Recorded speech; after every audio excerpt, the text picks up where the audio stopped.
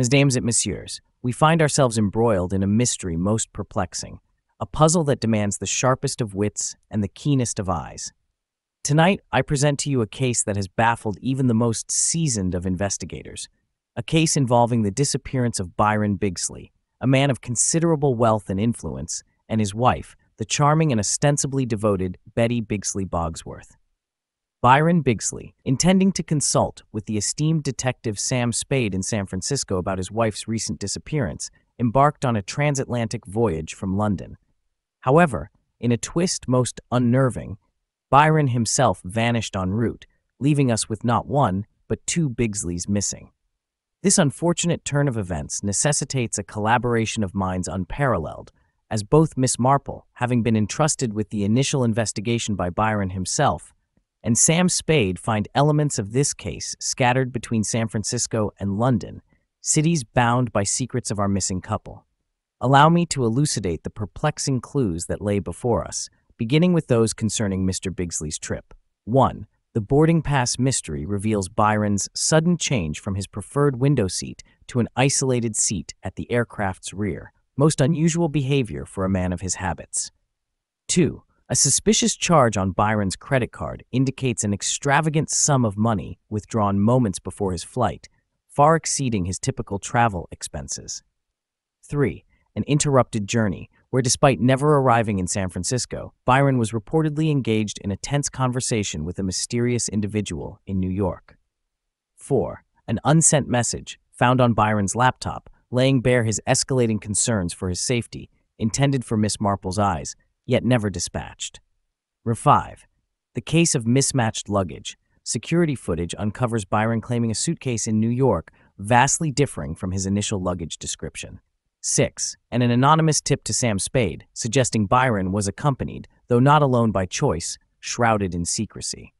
As for the affable Betty Biggsley Bogsworth, her disappearance yields its own set of bewildering clues. 1. A torn diary entry alluding to a mysterious friend and a hidden escape from her life, penned but 1 week before her vanishing. 2.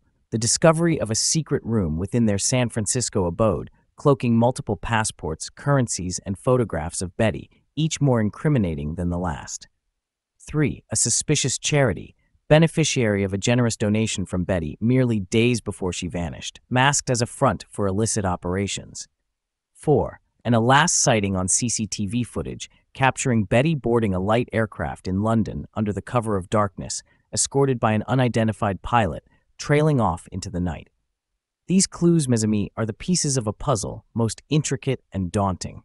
It is upon us, this gathering of minds unparalleled, to weave together the threads of this mystery, to uncover the fate of the Bigsleys. Let us embark on this journey with diligence and acuity, for the path to the truth is fraught with shadow and misdirection.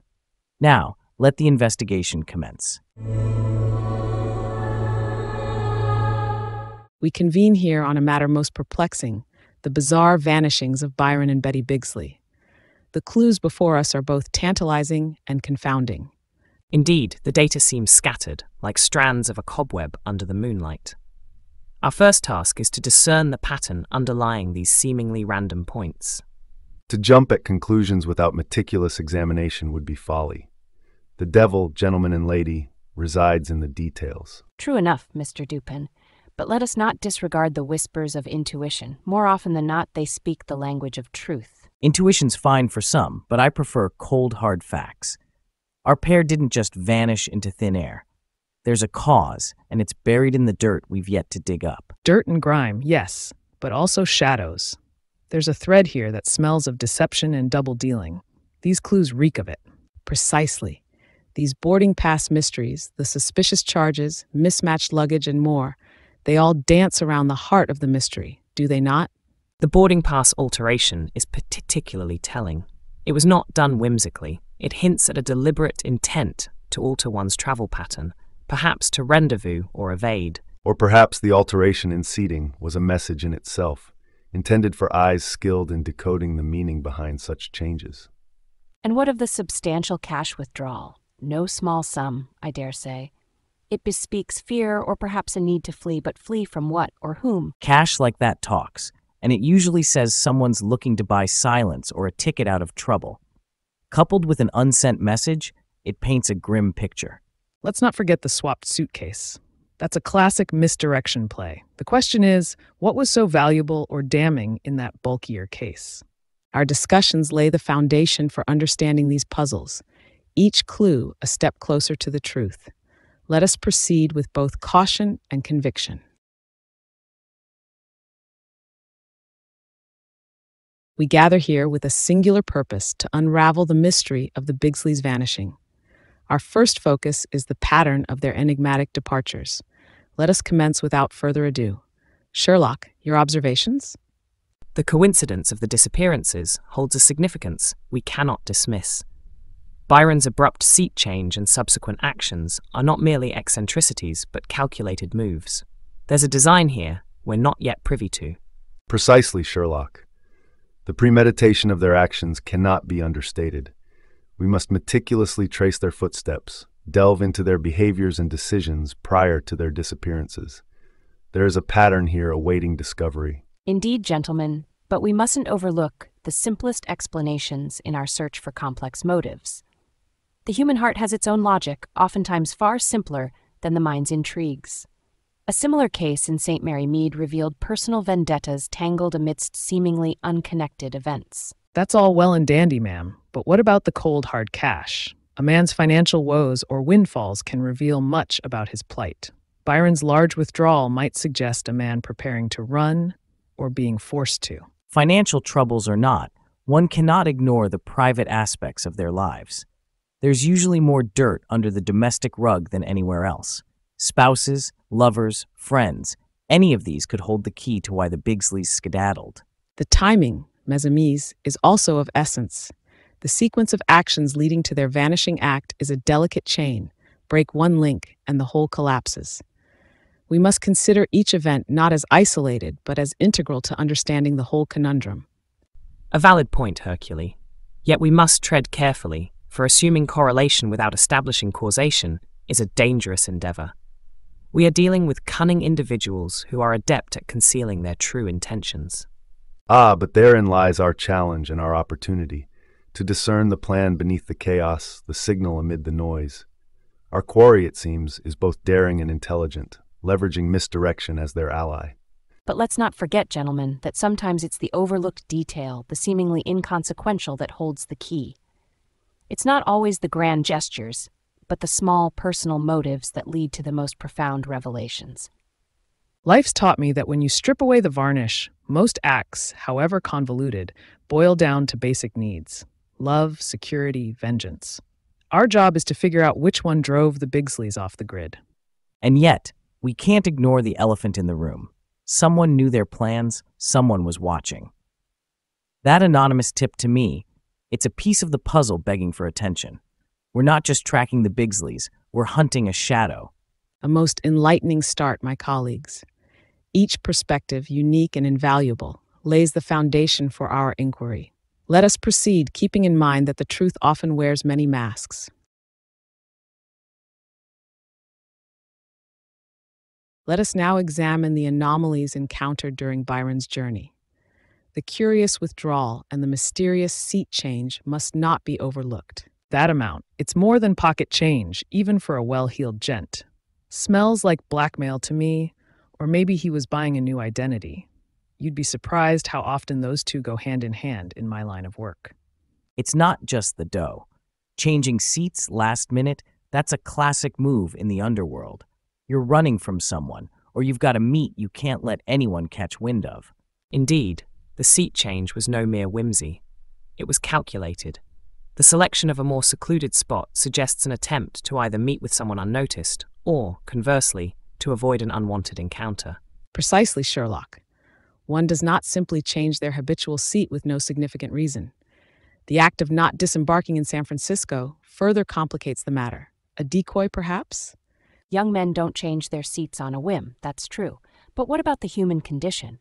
An impulsive decision driven by fear or a sudden realization cannot be discounted entirely.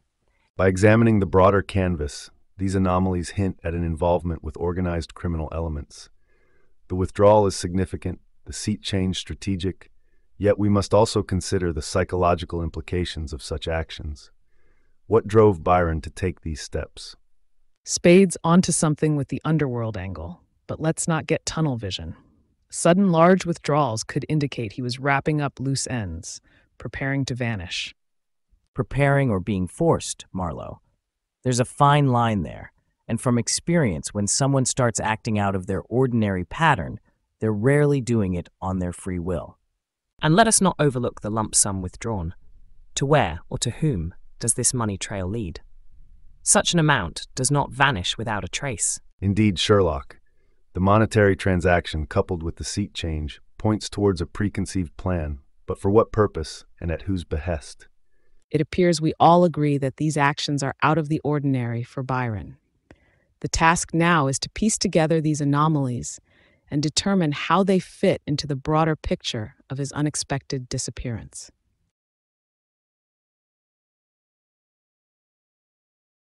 We move now to discuss the unsent message and diary entry, which suggest a depth of turmoil within the Bigsleys.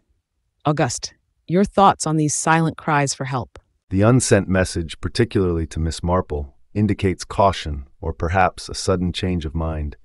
It reveals a man wrestling with an unseen adversary or dilemma. Analyzing the phrasing and time of the draft could illuminate his psyche at that crucial juncture. It's the fear that speaks volumes, dear. A person doesn't pen such a draft without a heavy heart.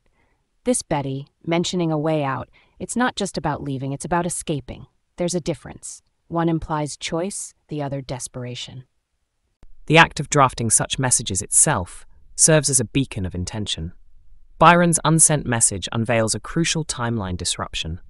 Did this fear cause delay, or was it a misstep in a larger scheme? The content must be scrutinized for veiled references or hidden instructions. Every word, unspoken or unwritten, can be as telling as those shouted from the rooftops. That diary entry smells like Betty was scheming, or maybe it's a smokescreen. People longing for a way out don't always mean it in the fatalistic sense. Smoke and mirrors. That unsent message could be Byron got wise to someone tailing him. That diary entry's no damsel in distress note. It's a clue. Maybe she's not the victim here, but the mastermind. Interesting, Sam. You propose a shift in perspective. The message and the diary entry might be leading us away from the truth rather than towards it. Yet they are communications not meant for our eyes, unveiling parts of the puzzle we have yet to understand fully. One must consider the act of writing as a release, a way to organize one's thoughts. Perhaps these were mere cathartic exercises, not meant as communication but as reflection. Yet, therein lies their value to us. If I may, I suggest we not discount the simplest explanation. Fear led Byron to start that message. Whatever stopped him from sending it might be the very clue we need. Perhaps it was not second thoughts, but an interruption. Indeed, the abrupt cessation of action could very well point to an external intervention. It begs the question, what or who prevented the message from being sent? That unsent message is a glaring indication of unfinished business. Let's not dance around it. This unsent message, the diary entry, they're parts of a puzzle left scattered. Byron was spooked, and Betty was looking for an out. Put two and two together, and it's clear they were in over their heads. Over their heads, or playing a deeper game. The Bigsleys, they're a riddle wrapped in a mystery inside an enigma. Keep peeling back the layers, and who knows what we'll find. Astute observations all. It is these shadows, these glimpses into the personal that add flesh to the bones of our investigation. Let us tread carefully, for in these messages and secrets lie the heart of our mystery. Let us now focus our attention on the possible presence of a companion during Byron's journey. The clues hint at someone lurking in the shadows. Who could this be, and what role might they have played? The trail of the unknown companion necessitates a logical deduction. We must analyze the travel and financial patterns. If Byron altered his behavior at the last moment, it might indicate not just a companion, but an orchestrator. Precisely, Auguste. We must not overlook the discrepancies in Byron's activities leading up to the flight. A careful review of these aberrations may yet reveal the identity of this third party. It's elementary, after all. Indeed, but let's not forget the human element, dear sirs. Seeking companionship, especially in moments of crisis, is deeply rooted in the human psyche. The nature of this companionship, whether forced or voluntary, could shed light on their motives. Might I suggest that this supposed companion might not be a friend at all, but a handler or even a guardian of sorts? If we consider the underworld's modus operandi, it aligns perfectly with such a tense, secretive maneuver. And let's not overlook the practicalities of tracking the bugger. That anonymous call to me couldn't be a coincidence. It's a thread we pull to unravel this whole mess. Whoever it was knew enough to play us, but left the door cracked open. A brilliant point, Sam. Yet to understand the motive of this enigmatic companion is to untangle the very knot of this conundrum. Without motive, we chase but shadows in a fog of uncertainty. Interruptions aside, tracing this unknown companion is not without its challenges. The anonymity of our informant and Byron's elusive behaviors suggest a level of sophistication. This is not the work of amateurs. Indeed, Sherlock. The complexity of this case belies a deeper web of intrigue. The companion, if we can term them such, plays a pivotal role. Their purpose and association with Byron could very well be the linchpin in our investigation. As much as I'm inclined to follow the money and the modus operandi of our ghostly companion, it's the psychological profile that intrigues me, the whys and the hows. You don't just stumble into such a plot without a damn good reason. That's a very astute observation, Philip. Understanding the human condition behind these acts may very well illuminate possibilities we've yet to consider. After all, it's often the quietest voices that echo the loudest in the end.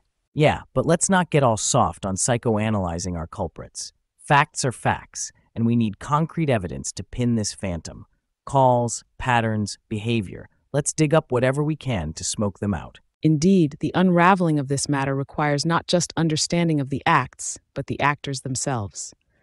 Our path forward is as tangled as it is treacherous. Let us proceed with caution, and yet with an unyielding resolve to uncover the truth.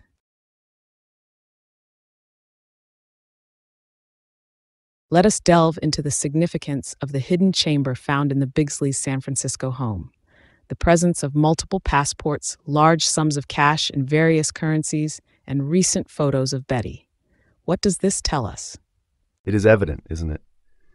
The chamber serves as a classic device for those entangled in dual lives. These elements suggest preparedness for a swift change of identity, or possibly escape. It is a contingency plan, meticulously arranged for unforeseen exigencies.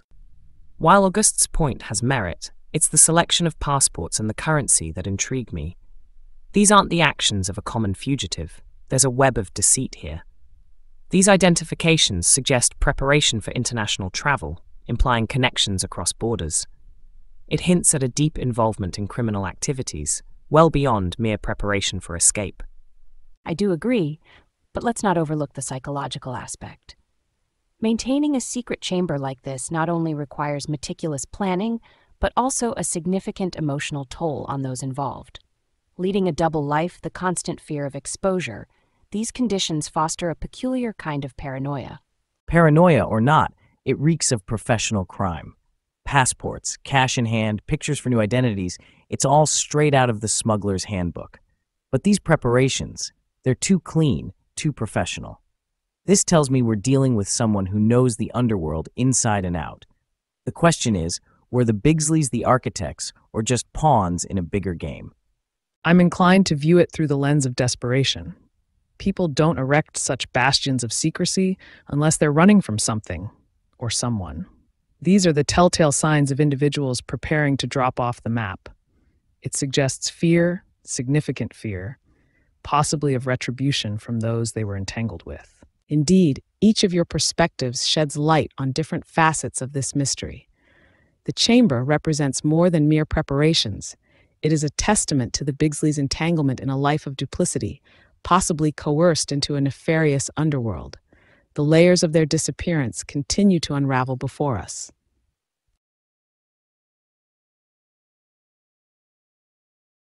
The exchanged luggage at the airport, mes amis, is not something to be overlooked. It is, I propose, a maneuver most deliberate. What does this suggest to you? This smells of a setup. The old switcheroo is a classic move. Something valuable or incriminating's likely stuffed in that bulkier case. Byron's not just a traveler. He's a courier, maybe unknowingly. Indeed, the manipulation of personal items in public spaces such as airports serves a dual purpose: concealment and misdirection.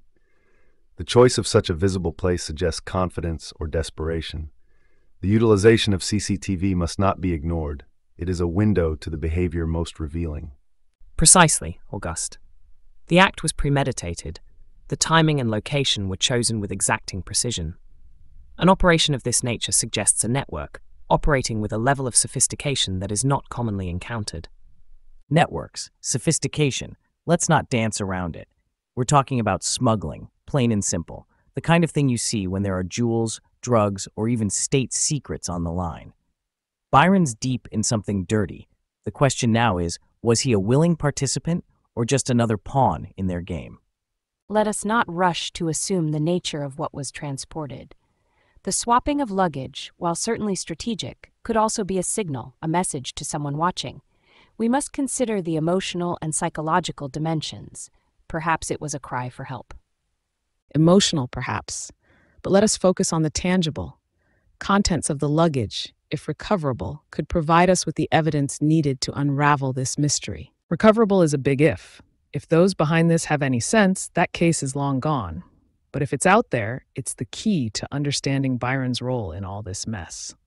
Our progress hinges on understanding not only the physical, but also the underlying motives. The placement of the luggage, its contents, and the decision to act in such a fashion, it's all part of a larger scheme, one we are only beginning to uncover.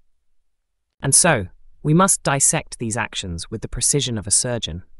Each decision, each move, tells a part of the story. The swapped luggage is not the end. It is merely the beginning of a deeper investigation. Let's not forget, we're dealing with real crooks here. They're not going to wait around for us to catch up.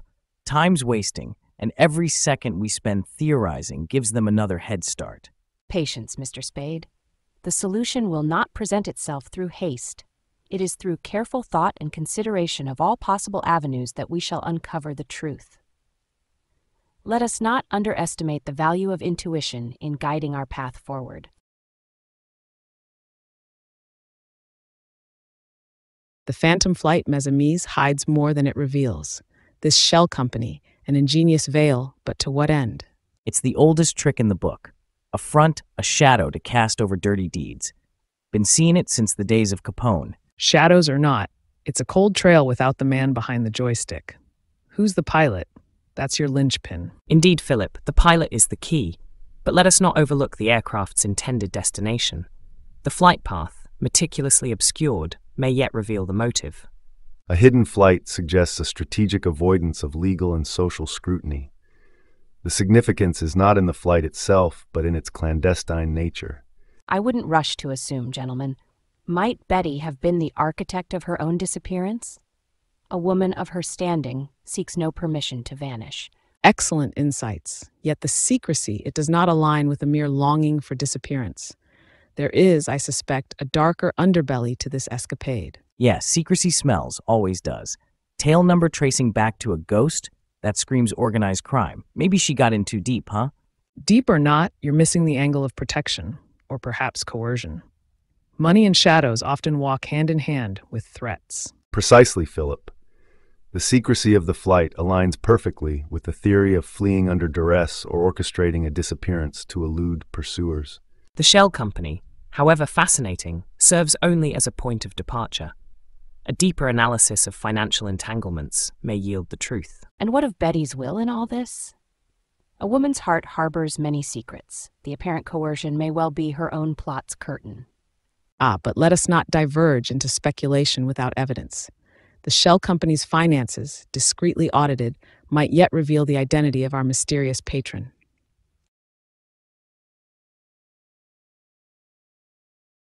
A thorough scrutiny of the Biggsley's financial movements might reveal a clandestine pathway of their untold intentions. It is not merely the exchange of currency, but the narrative it weaves. That charity donation smells fishier than a waterfront speakeasy. Don't take a genius to figure, it's a payoff. But for what? Silence or maybe a doorway to some dark alley of the underworld they needed navigating through. The peculiarity of their financial actions does indeed suggest a preparation for an event of substantial magnitude. By tracing these transactions, one might deduce not only their intentions, but perhaps even their final destination. But let us not leap too hurriedly to conclusions. Financial transactions of this nature could equally be a red herring, designed to distract us from the true nature of their disappearance. You lot might love your fancy deductions, but cash talks, big withdrawals, secretive donations, it's all part of the game. They were buying their way out, or maybe even buying someone off. The big question is who or what were they so desperate to escape from? It's all very well talking of escapes and payoffs, but we mustn't overlook the emotional turmoil such drastic financial decisions suggest. Fear, desperation, perhaps even a last bid for freedom. There's a very human story at the heart of this mystery. A story that's leading them straight to trouble, I'd wager. Nobody shells out that kind of dough without being in too deep. Precisely. And if we were to unravel this thread, we must consider not merely the transactions themselves, but their timing, their sequence. It is a puzzle that requires both logic and an understanding of the human condition. Which is why a meticulous account analysis could illuminate aspects of their situation we have yet to consider. Financial records are, after all, remarkably telling. Indeed, gentlemen and madam, this examination of their financial dealings could be the key to unlocking this enigma. Each transaction, each withdrawal or donation is a clue left behind for us to decipher. And decipher it we will. But let's remember, the Bigsleys ain't the first to think they can erase their past with a few well-placed bills. What they didn't count on was us piecing it all together.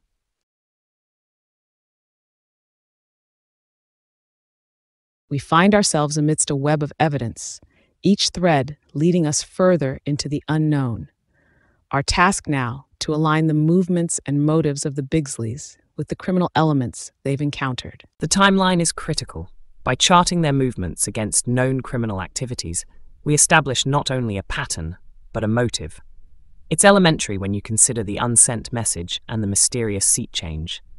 Both suggest premeditation and fear, a rare combination that speaks volumes about our quarry. Understanding the dynamics between our couple and these shadows of the underworld they've danced with might just be the key to unlocking their next move. Remember, it ain't just about where they went, but why they went there. The financial breadcrumbs they left behind could be they were paying someone off or buying something big. Let's not kid ourselves. Diving into the underworld for answers ain't for the faint-hearted, but it's where our answers lie. I've got a few contacts who might shed light on these shadows. It's a dirty job, but someone's got to do it. Integrating our pieces of evidence requires a keen analytical mind. We must not overlook the financial, the travel records, and the personal motives here. They are intertwined in a manner most complex.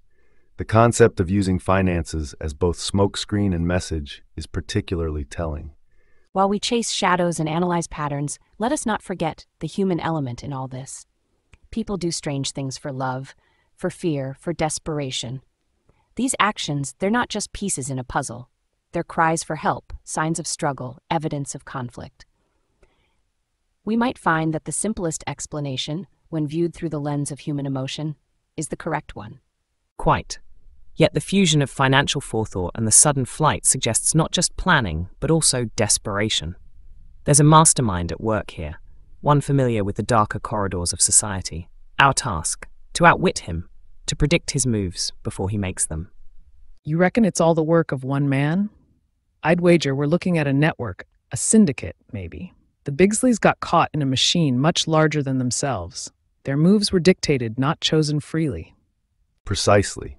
The cash withdrawals, the donations, the secretive flights, they all signify a manipulation by strings held by unseen hands. Our role is not just to follow these strings, but to anticipate where they lead. Anticipation's good, but action gets results. Once we have a lead, we hit hard, we hit fast. It's the only language these types understand. Action without understanding can lead to folly, Mr. Spade. We must tread carefully, for in our haste we risk not only losing our quarry, but perhaps playing into their hands.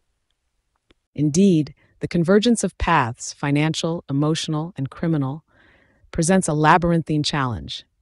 But together with our shared expertise and commitment to justice, we will unravel this mystery and bring the truth into the light.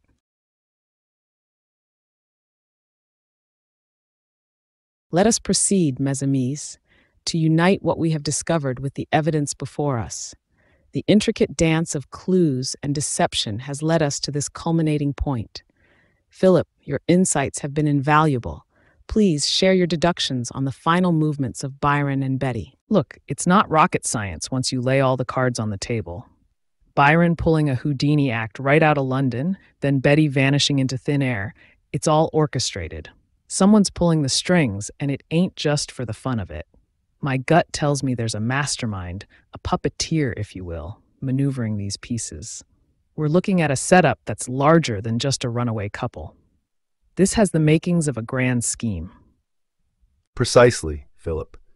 The concatenation of these events does not subscribe to the whims of chance.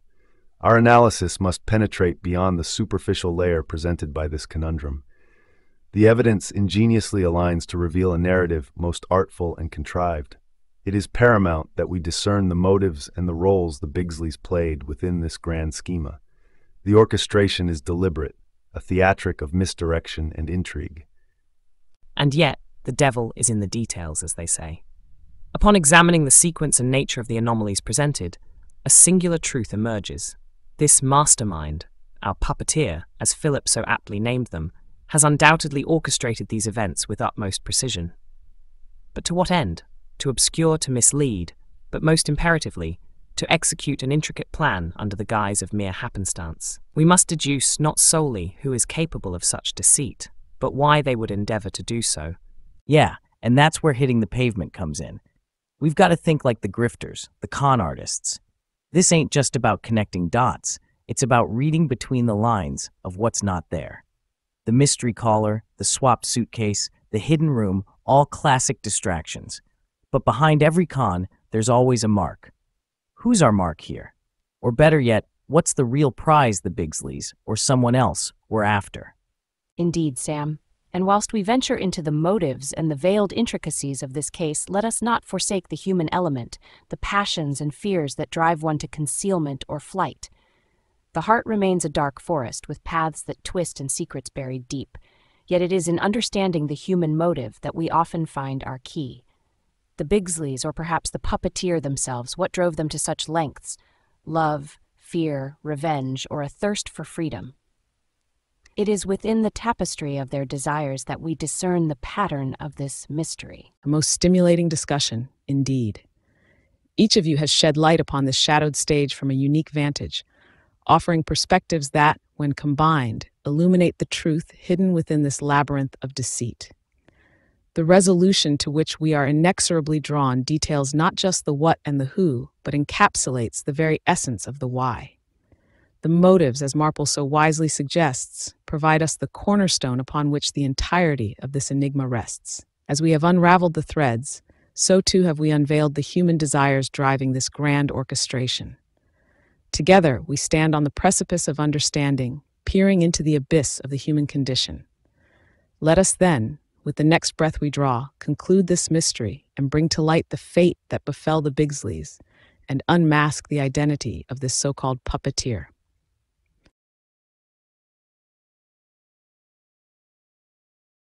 And now, mes amis, the moment of truth, what we have all been waiting for.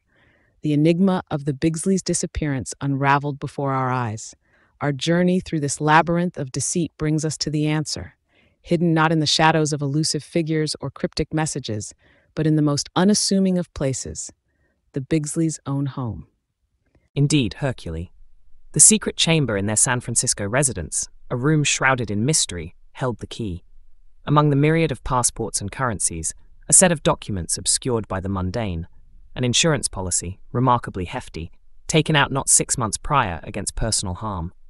To Betty, by Byron. And yet the story unfolds further with Betty's diary. A final page overlooked in our initial reading revealed a cryptic meeting with an insurance investigator, concerned with Byron's erratic behaviors and fears for her life. It wasn't a rendezvous with danger, but with salvation. Those last sightings, the swapped luggage, and the anonymous tip, it was all orchestrated by Betty. She needed to escape, but knew Byron's influence and reach could make that impossible. The donation to the charity? A front, yes, but for a witness protection program specializing in cases of domestic threats. The so-called phantom flight, traced back to a shell company, was indeed Betty's departure, but under the guise of witness protection. The pilot, no mysterious accomplice, but an agent ensuring her safe passage to a new life free from the harm Byron posed. And the unsent message from Byron, a desperate attempt to control the narrative. But he underestimated Betty's resolve and our collective ability to see through the smokescreen. The motives were clear: fear, control, and a desperate need for freedom. Betty orchestrated her disappearance with the help of those dedicated to protecting individuals from their own spouses. Byron, en route to confront Sam, vanished, likely into the hands of those he sought to evade, his financial empire crumbling as his misdeeds came to light. We, united in purpose and through the strength of our collective inquiry, have brought to light the truth behind a mystery that has captivated us. Let it be known that no shadow is too dark, no maze too intricate for the light of justice to find its way. Betty Biggsley, wherever you may be, may you find peace in your new life. And Byron, may the law be swift in its judgment. And so our collaboration concludes. Each of you, return to your corners of the world, your homes, knowing that when the call to justice rings again, we shall gather